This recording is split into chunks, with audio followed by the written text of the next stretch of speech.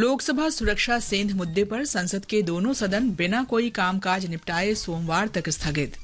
सरकार ने सूरत को अंतर्राष्ट्रीय हवाई अड्डा घोषित करने की मंजूरी दी। रक्षा मंत्रालय ने भारतीय सेना के लिए इलेक्ट्रॉनिक फ्यूज खरीदने के लिए भारत इलेक्ट्रॉनिक्स लिमिटेड पुणे के साथ 5,300 करोड़ रुपए से अधिक के अनुबंध पर हस्ताक्षर किए। ओमान के सुल्तान हैदम बिन तारिक भारत की 3 दिन की यात्रा पर नई दिल्ली पहुंचे। कल प्रधानमंत्री नरेंद्र मोदी के साथ बातचीत होगी। सेंसेक्स और निफ्टी में लगातार दूसरे सत्र में रिकॉर्ड बढ़ोतरी और भारतीय महिला क्रिकेट टीम ने मुंबई टेस्ट के दूसरे दिन इंग्लैंड पर 478 रन की बढ़त ली। समाचार संध्या के साथ मैं कनकलता।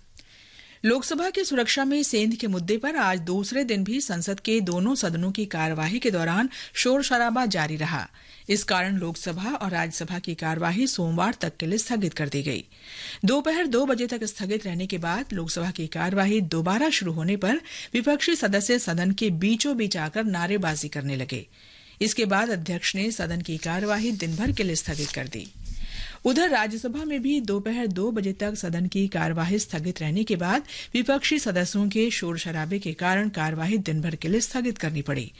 सुबह जब सदन की कार्यवाही शुरू हुई तो सभापति जगदीप धनखड़ ने विपक्षी सदस्यों द्वारा सघन नोटिस पेश करने की अनुमति नहीं दी। उन्होंने कहा कि मामले की जांच चल रही है और रिपोर्ट जल्द ही आ जाएगी। संसदीय कार्य मंत्री प्रहलाद जोशी ने विपक्ष के विरोध की आलोचना की है। श्री जोशी ने कहा कि विपक्षी सदस्यों को जिम्मेदारी से व्यवहार करना चाहिए क्योंकि ये बहुत ही संवेदनशील मामला है। स्पीकर साहब ने जो कुछ भी आदेश दिया सर्वदलीय बैठक बुला के, वो आदेश सरकार इन लेटर एंड स्पिरिट हम फॉलो कर रहे हैं। तो इसके बावजूद भी अभी कोर्ट में भी है मामला, high level inquiry is going on. ये सब चलते हुए इस बीच में हम सदन चलाने न देंगे। ये सेंसिटिव मामला है, they should understand it, they should behave responsibly. इस बीच कांग्रेस ने आरोप लगाया कि सरकार सुरक्षा में सेंध के मुद्दे को गंभीरता से नहीं ले रही है। कांग्रेस नेता शशि थरूर ने कहा कि इस मुद्दे पर गृहमंत्री बयान देने के लिए तैयार क्यों नहीं है।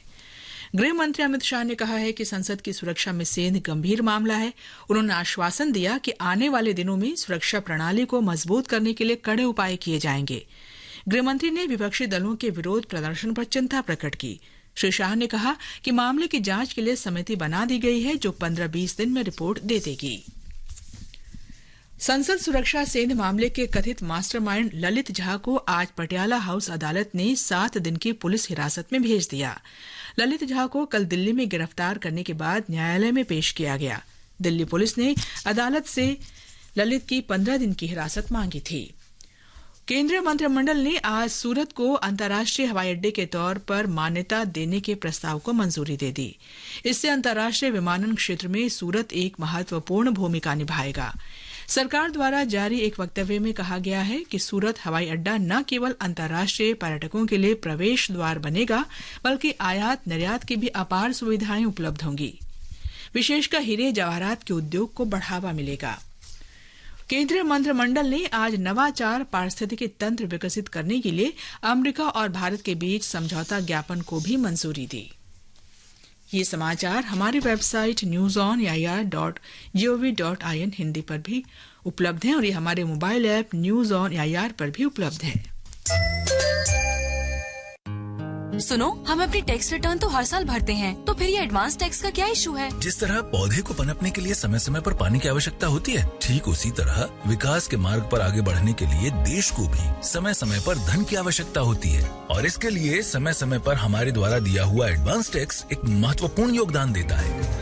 अपने एडवांस टैक्स की तीसरी किश्त 15 दिसंबर तक जमा करवा कर आप भी देश के विकास में अपना योगदान दें। कंपनीज, कॉर्पोरेट्स, सैलरीड एम्प्लॉइज या फिर वे व्यक्ति और संस्थाएं जिनके TDS या TCS कटने के बाद भी कर देयता 10,000 रुपए या उससे अधिक है, उनके लिए एडवांस टैक्स देना अनिवार्य है। अधिक जानकारी के लिए www.incometax.gov.in पर लॉग ऑन करें। प्रत्येक आयकर दाता एक राष्ट्र निर्माता।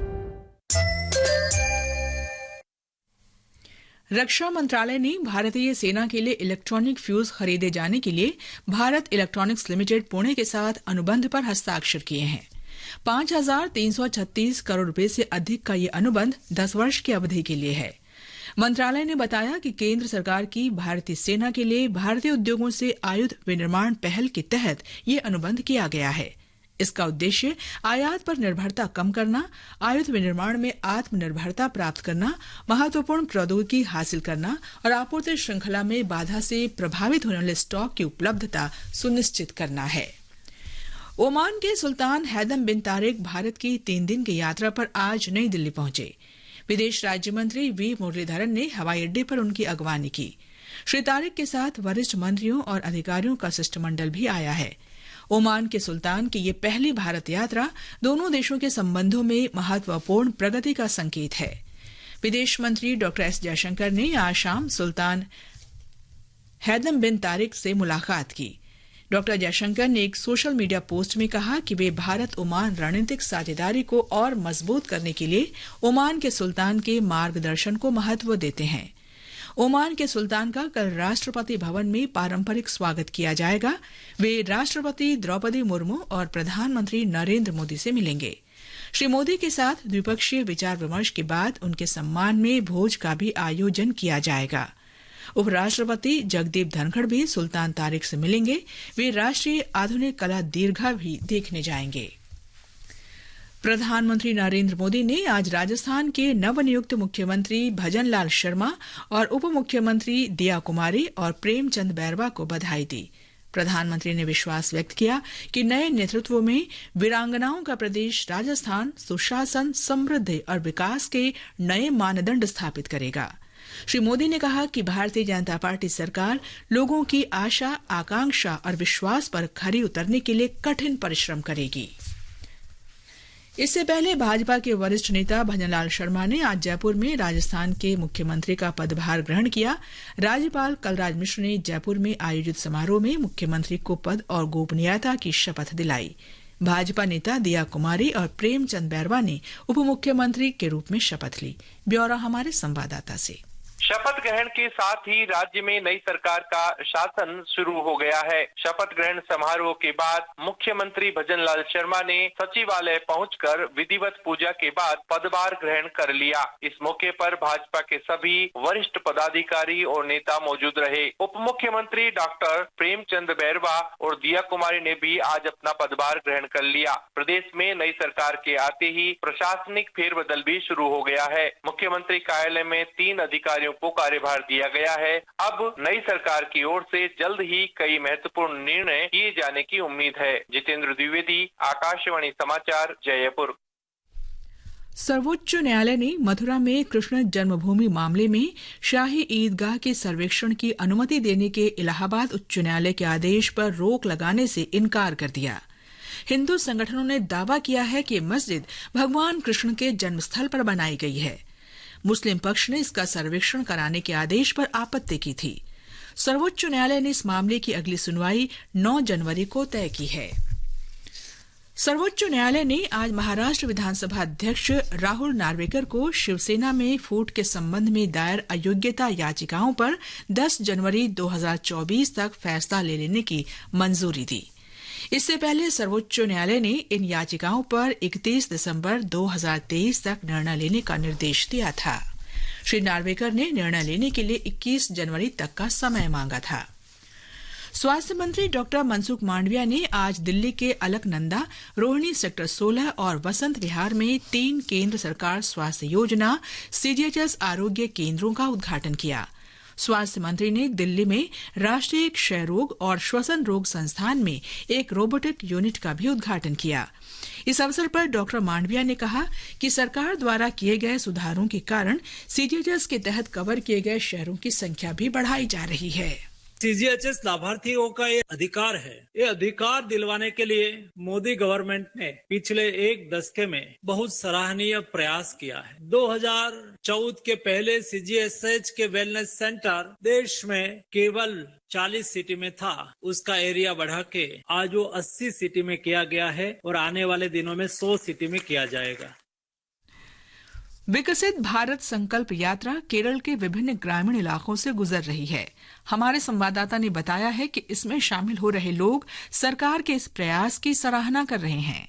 इस यात्रा ने राज्य के लोगों के जीवन पर महत्वपूर्ण प्रभाव डाला है। कन्नूर जिले के कुरमाथुर की रहने वाली 30 साल की M.R. रेजिमोल एक युवा महिला हैं। उसके पति एक दिहाड़ी मजदूर हैं और वह 2 वक्त की रोटी जुटाने के लिए संघर्ष कर रही थी। फिर उसने प्रधानमंत्री रोजगार सृजन कार्यक्रम के तहत स्वीकृत ऋण की मदद से उसने कुरमाथुर शहर में एक ब्यूटी पार्लर खोला। इससे उनके जीवन में उल्लेखनीय बदलाव आया।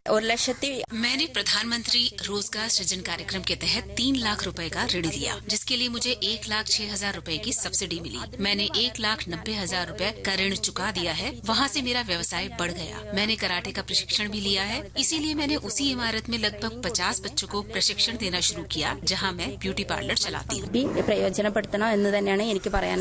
पहले सही मार्गदर्शन और जागरूकता की कमी से कई युवा विभिन्न सरकारी योजनाओं का लाभ नहीं ले पा रहे थे। विकसित भारत संकल्प यात्रा ने इस समस्या को दूर करने का काम किया है। कोच्चि से K.O. शशिधरन राजमोहन की रिपोर्ट के साथ समाचार कक्ष से मैं धर्मेंद्र मणि राजेश। प्रधानमंत्री नरेंद्र मोदी कल शाम 4 बजे वीडियो कॉन्फ्रेंस के जरिए विकसित भारत संकल्प यात्रा के लाभार्थियों से बातचीत करेंगे। वे इस अवसर पर उपस्थित लोगों को संबोधित भी करेंगे। कार्यक्रम के दौरान प्रधानमंत्री राजस्थान, मध्य प्रदेश, छत्तीसगढ़, तेलंगाना और मिजोरम के लिए विकसित भारत संकल्प यात्रा को रवाना करेंगे। ये समाचार आप आकाशवाणी से सुन रहे हैं। समाचार संध्या में आपका फिर स्वागत है। लगातार दूसरे सत्र में सेंसेक्स और निफ्टी में रिकॉर्ड बढ़ोतरी दर्ज की गई। आर्थिक जगत की अन्य खबरों के साथ हैं अम्बरीश सक्सेना। बम्बई शेयर बाजार का सेंसेक्स 970 अंक की तेजी के साथ 71,484 अंकों पर बंद हुआ। नेशनल स्टॉक एक्सचेंज का निफ्टी 274 अंक बढ़कर 21,457 अंकों पर जा पहुंचा। अंतर बैंकिंग विदेशी मुद्रा बाजार में $1 का मूल्य 83 रुपए दर्ज किया गया। वैश्विक तेल बाजार के अंतर दिवसीय कारोबार में ब्रेंट क्रूड ऑयल $77.11 प्रति बैरल पर कारोबार कर रहा था। भारत की महिला टीम ने मुंबई क्रिकेट टेस्ट मैच के दूसरे दिन का खेल समाप्त होने तक दूसरी पारी में 6 विकेट पर 186 रन बना लिए थे। भारतीय टीम को अब तक 478 रन की बढ़त मिल चुकी है। इससे पहले इंग्लैंड की महिला टीम पहली पारी में सिर्फ 136 रन बनाकर आउट हो गई। स्नेह राणा को 2 जबकि रेणुका सिंह और पूजा वस्त्राकर को एक विकेट मिला। भारत ने पहली पारी में 428 रन बनाए थे। तमिलनाडु में क्षेत्रीय मौसम विभाग ने बंगाल की खाड़ी के दक्षिण पश्चिम में बने चक्रवाती दबाव के असर से दक्षिणी जिलों में तेज वर्षा का अनुमान व्यक्त किया है। इस चक्रवाती दबाव के पश्चिमी दिशा में आगे बढ़ने की संभावना है, जिसके असर से दक्षिणी तमिलनाडु के कई जिलों और उत्तरी तमिलनाडु के कुछ स्थानों पर रविवार तक हल्की से मध्यम वर्षा हो सकती है। कन्याकुमारी, तिरुनेलवेली, थुडुकुड्डी, रामनाथपुरम और पुदुकोट्टई जिलों में इस महीने की 19 तारीख तक तेज वर्षा जारी रहने की संभावना है। कुड्डलोर, नागपत्तनम और तंजावुर सहित कई तटवर्ती और भीतरी जिलों में भी कुछ स्थानों पर काफी तेज बारिश हो सकती है। मछुआरों को समुद्र में न जाने की सलाह दी गई है। विजय दिवस की पूर्व संध्या पर राष्ट्रपति द्रौपदी मुर्मू आज नई दिल्ली में सेना भवन में आयोजित समारोह में शामिल हुईं। उपराष्ट्रपति जगदीप धनखड़, रक्षा मंत्री राजनाथ सिंह, रक्षा राज्य मंत्री अजय भट्ट, सेना प्रमुख जनरल मनोज पांडे और नौसेना प्रमुख एडमिरल आर हरिकुमार भी इस अवसर पर उपस्थित थे। प्रधानमंत्री नरेंद्र मोदी ने केंद्रीय विद्यालय संगठन की हीरक जयंती पर केंद्रीय विद्यालयों के सभी विद्यार्थियों, शिक्षकों, सहायक कर्मचारियों और पूर्व छात्रों को बधाई दी है। अंत में मुख्य समाचार एक बार फिर। लोकसभा सुरक्षा सेंध मुद्दे पर संसद के दोनों सदन बिना कोई कामकाज निपटाए सोमवार तक स्थगित। सरकार ने सूरत को अंतर्राष्ट्रीय हवाई अड्डा घोषित करने की मंजूरी दी। रक्षा मंत्रालय ने भारतीय सेना के लिए इलेक्ट्रॉनिक फ्यूज खरीदने के लिए भारत इलेक्ट्रॉनिक्स लिमिटेड पुणे के साथ 5,300 करोड़ रुपए से अधिक के अनुबंध पर हस्ताक्षर किए। ओमान के सुल्तान हैदम बिन तारिक भारत की 3 दिन की यात्रा पर नई दिल्ली पहुंचे। कल प्रधानमंत्री नरेंद्र मोदी के साथ बातचीत होगी। सेंसेक्स और निफ्टी में लगातार दूसरे सत्र में रिकॉर्ड बढ़ोतरी और भारतीय महिला क्रिकेट टीम ने मुंबई टेस्ट के दूसरे दिन इंग्लैंड पर 478 रन की बढ़त ली। इसके साथ ही समाचार संध्या का ये अंक समाप्त हुआ। नमस्कार।